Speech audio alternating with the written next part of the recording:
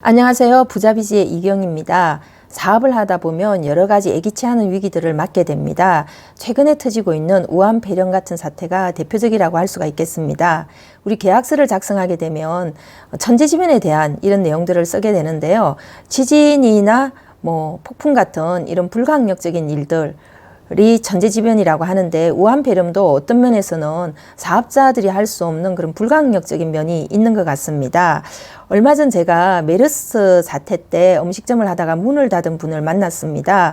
그래서 최근에 터진 우한폐렴과 관련해서 이런저런 이야기를 나누다가 마지막에 이제 그분이 그런 말씀을 하셨습니다. 그 당시에 문을 닫은 걸 후회하고 있다, 이런 이야기를 하셨습니다. 그분은 대형 음식점을 창업을 해서 굉장히 장사가 잘 되고 있었습니다. 그런데 그분의 음식점 주변에 있는 병원에서 그 메르스 사태 환자가 생기면서 정말 매출이 급감하는 상황을 맞았고 결국 이제 사업을 포기하기에까지 이르렀는데요. 지금 생각하면 그때 좀 잘 지혜롭게 위기를 넘기고 좀 극복을 했어야 되는데 지금 다시 그걸 겪고 나서 재기하려고 하니까 너무 힘들다, 이런 말씀을 하셨습니다. 최근에 이제 우한폐렴 때문에 실제로 이제 매출이 많이 줄었습니다. 상권이나 입지에 따라서도 다를 것이고 매장의 규모에 따라서도 다를 것이고 또 음식의 종류에 따라서도 차이가 많이 있습니다. 제가 있는 이 가로수길 주변에 있는 매장들 같은 경우에는 매출이 50% 이상 급감한 그런 경우도 있습니다. 또 이제 중국인 관광객들을 받는 경우에는 특히 이제 매출이 많이 줄었고 또 종업원들조차도 중국 고객은 받지 말자 이런 이야기도 하고 있는 것 같습니다. 자, 이런 상황에서 우리 어떻게 하면 현명하게 이 우한폐렴을 넘길 수 있을까요? 제가 첫 번째 말씀드리고 싶은 것은 청결에 대한 것입니다. 우리나라가 이런 사태가 터졌을 때 상대적으로 다른 나라에 비해서 좀 피해가 적은 것은 교육 수준이 높고 또 정부에서 이야기하고 있는 이런 위생규칙 같은 것들을 잘 지키기 때문이 아닌가라는 생각이 드는데요. 특히 지난번 메르스 사태 때 큰 병원들도 한번 겪어본 바가 있기 때문에 위기 대응을 어느 정도 잘하고 있을 것 같습니다. 일반 매장에서도 철저하게 그런 위기 대응을 해야 됩니다. 얼마 전에 제가 맛집을 한 곳 방문을 했었는데 화장실이 굉장히 멀었어요. 이제 손세정제를 찾으니까 손세정제가 없었습니다. 그리고 실제로 또 요즘은 화장실에 가서 손을 다 씻으려고 하는데 화장실에 가면 거품이 나지 않는 비누가 있다든지 또 아예 그냥 세제가 없는 그런 경우들도 많이 있습니다. 그래서 일단 손세정제, 비치 같은 것들은 필수라고 할 수가 있겠습니다. 그리고 고객들이 보는 곳에서 이 위생을 소통하는 것이 굉장히 중요하다라고 할 수가 있는데요. 예를 들어서 그 직원들의 유니폼, 각별히 청결을 유지하시고 모자 반드시 쓰시고요. 필요하다면 음식점에 있어서는 마스크 같은 것도 착용을 하시기 바랍니다. 그러니까 안에서 내부적으로 위생을 관리하는 것도 중요하지만 고객이 느낄 수 있도록 위생을 관리하는 것이 더 중요하다고 할 수가 있겠습니다. 그래서 우리 매장에 위생관리 수칙 같은 것들을 만들어서 포스트를 부착을 한다든지 또는 요즘 사인물이 많이 있으니까 그런 사인물에 올려서 돌 수 있도록 한다든지 이런 장치들을 하시기 바랍니다. 특히 이제 유리 같은 것들도 반들반들하게 하시고요. 의탁자에 그 손님이 나가고 나면 잘 닦아서 이물질이 남지 않도록 하시고 그 설거지 같은 거에도 좀 신경을 써서 왜 우리 숟가락이라든지 그릇 같은 데 보면 오물 자국이 남는 경우가 많이 있잖아요. 고춧가루가 붙어 있기도 한데 평소에 그런 게 붙어 있는 거하고 요즘 같은 때 붙어 있는 거는 정말 좀 차원이 다르다고 할 수 있습니다. 그래서 이번 기회에 확실하게 고객을 위해서 우리 매장을 위해서 위생 혁신을 한다면 굉장히 사업을 하시는 데 도움이 많이 될 거라고 생각됩니다. 두 번째, 어떤 유형의 음식점이든지 간에 식사 메뉴를 좀 강화하시기 바랍니다. 이런 메르스 사태나 우한폐렴 같은 사태가 발생하게 되면 단체 고객이 줄어들게 됩니다. 그리고 모임을 다 취소하는 그런 경향들이 있습니다.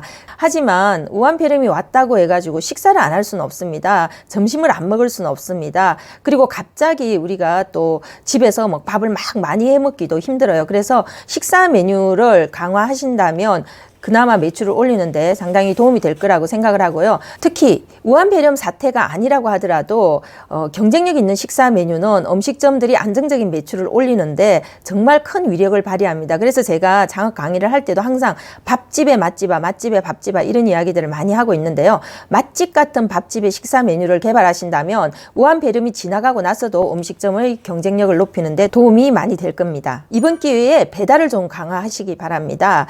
물론 이제 이제 배달 전문 음식점들도 있고 이미 배달을 많이 하고 있는 음식점들도 있겠지만 내정객 중심으로 영업하시는 분들은 아직까지도 배달을 망설이거나 배달을 본격적으로 안 하고 있는 곳이 많을 거예요. 왜 그러냐면 배달 주문이 들어오는 시간과 손님들이 매장을 찾는 시간이 비슷하기 때문에 내정 고객이 많은 음식점들이 배달을 하게 되면 이게 음식점의 전체 운영 시스템 자체가 엉망진창이 됩니다. 그래서 배달을 못하고 있을 텐데 이번 기회에 매출이 떨어지셨다면 적극적으로 배달 마케팅을 하시기 바랍니다. 배달은 어차피 우리가 피할 수 없는 거예요. 꼭 하셔야 되는 겁니다. 그래서 배달 전용 메뉴를 개발한다든지 또는 배달과 관련되는 포장지의 개발, 그 다음에 배달 마케팅 방법, 댓글 달기 이런 것들을 통해서 줄어든 매출을 배달로 만회하신다면 이 우한폐렴 사태가 지나고 나서도 음식점의 경쟁력이 강화되고 또 우한폐렴을 넘기는 데도 도움이 될 겁니다. 특히 이제 배달 직원들이 왔다 갔다 하는 이런 동선 같은 것도 좀 고민을 하셔야 됩니다. 손님들이 있는데 배달 직원이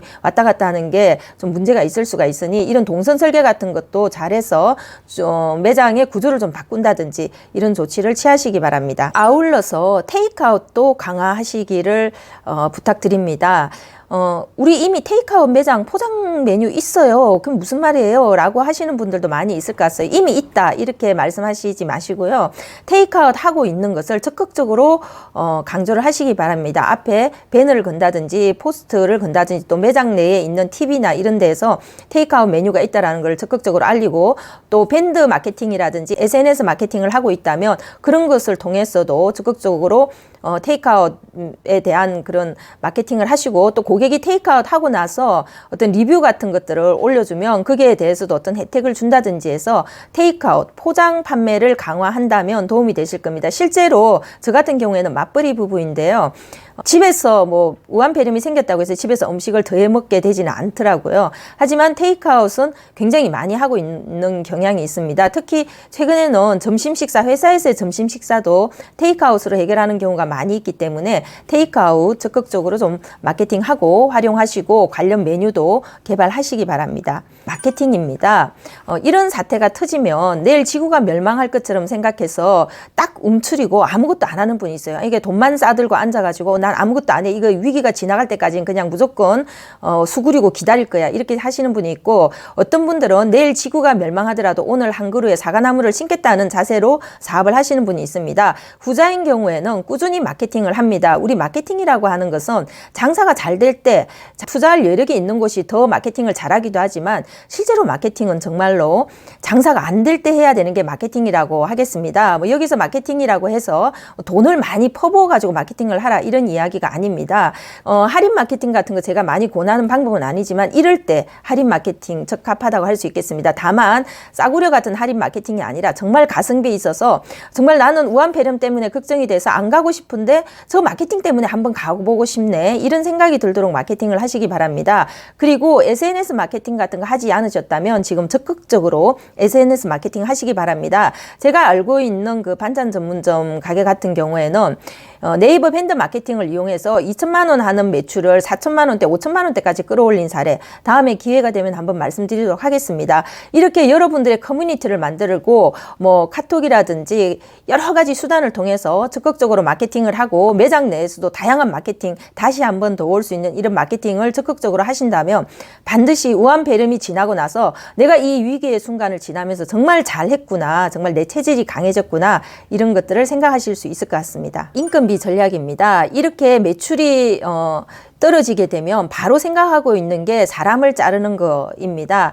사실 이런 경우에 뭐 무조건 그 인력을 유지해라 이렇게 말을 하기도 힘듭니다. 어차피 임대료는 전략할 수가 없고 또 인건비에 대해서 욕심이 나게 되어 있는데요. 이런 경우에 좀 더 현명하게 대처할 필요가 있습니다. 무조건 사람을 자르는 게 능사가 아니라 최소한의 인력으로 어떻게 운영할 것인지에 대해서 고민을 좀 많이 하셔야 됩니다. 그래서 가족들의 노동력을 활용할 수 있다면 적극적으로 좀 활용을 하시고요. 주변에 나를 도와줄 수 있는 사람이 있다면 적극적으로 하시기 바랍니다. 그리고 우리 이제 메뉴 같은 거 보면 유달리 사람 손이 많이 가는 그런 메뉴가 있습니다. 그래서 이런 경우에는 메뉴를 적절하게 구조 조정을 할 필요가 있습니다. 손이 많이 가는 메뉴는 좀 없애고요. 당분간 뭐 단품 처리, 절판 처리를 한다든지 하시고 또 CK 제품을 활용해서 맛을 낼 수 있는 게 있다면 그런 것들도 적극적으로 좀 개발을 해서 토핑 전략을 활용해서 손이 덜 가면서도 있어 보이는 있는 그런 메뉴를 새로 출시하는 것도 한 방법이라고 할 수 있겠습니다. 그리고 영업시간 같은 경우에도 매출이 너무 적거나 그런 경우에 영업시간을 적절하게 조정하는 것도 더 권유해드리고 싶습니다. 이런 방법을 통해서